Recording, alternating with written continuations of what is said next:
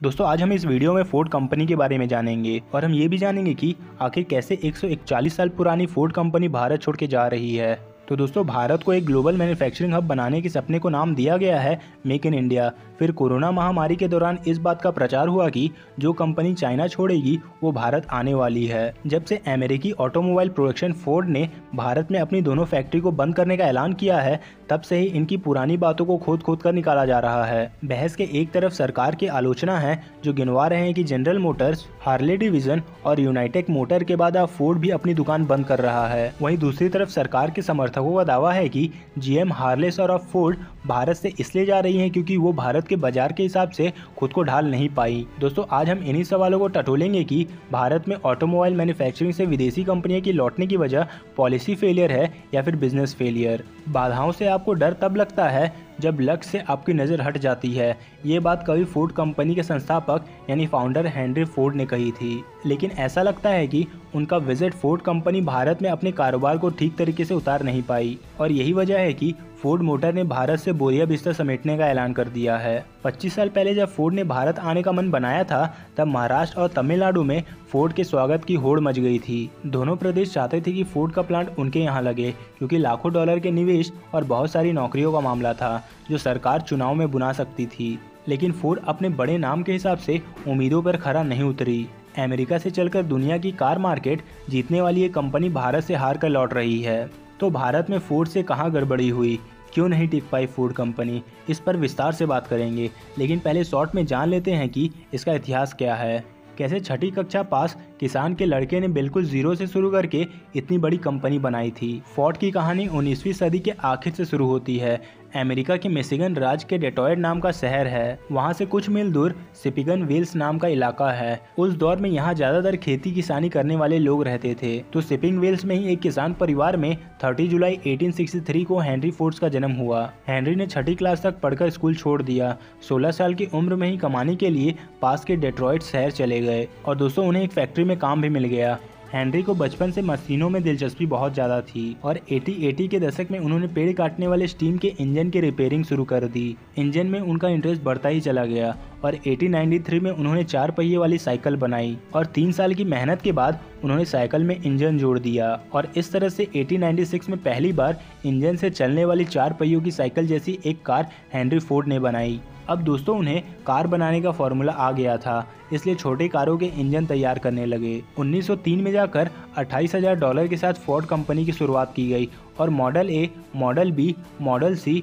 Model T ऐसे नामों से फोर्ड कंपनी ने कार बनाकर बेचना शुरू कर दिया। फिर थंडर और मस्टंग जैसी कार बनाकर फोर्ड कंपनी ने दुनिया में धूम मचा दी। तब अमेरिका में फोर्ड के मुकाबले सिर्फ जनरल मोटर कंपनी ही थी। 1920 और 30 के दशक में फोर्ड दुनिया की सबसे बड़ी कार कंपनी में शुमार हो गई थी और दोस्तों उस जमाने में कार इंडस्ट्री में हेनरी फोर्ड का ही बोलबाला रहा करता था।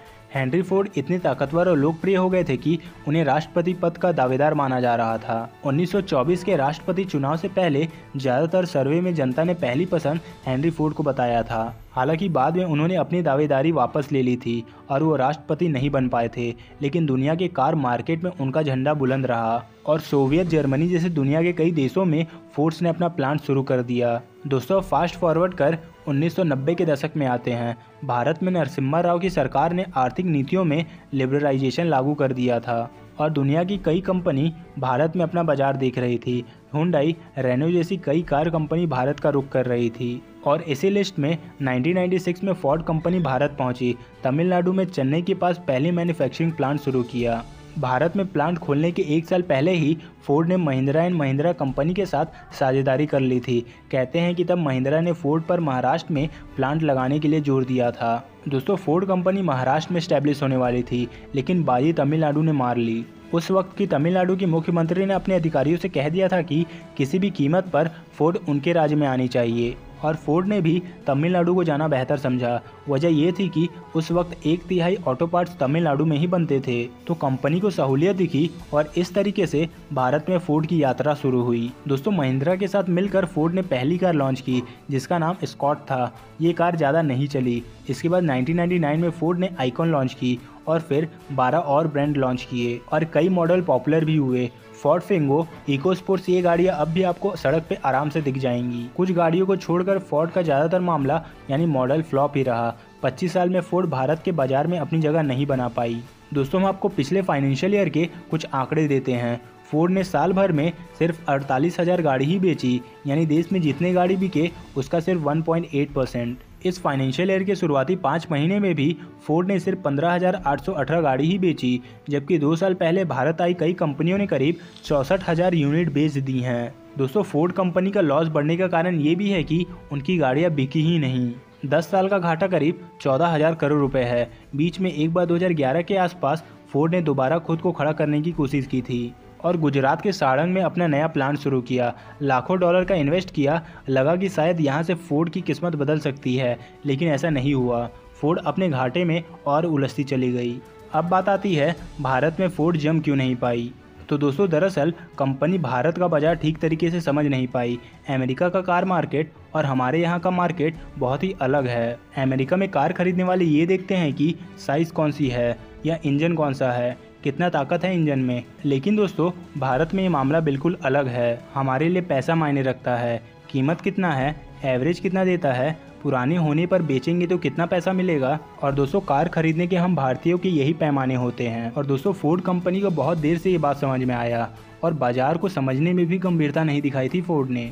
दोस्तों पहली कार स्कोड से ही फोर्ड की इमेज खराब हो गई थी। स्कोड दुनिया के ज़्यादातर देशों में बाजार से बाहर हो चुका था और वो कार भी ज़्यादा खास नहीं थी। गाड़ी दमदार साबित नहीं हुई तो फोर्ड की खराब पब्लिसिटी हुई। दोस्तों ऐसी बात बिल्कुल नहीं है कि फोर्ड ने बाजार को समझने की कोशिश नहीं की।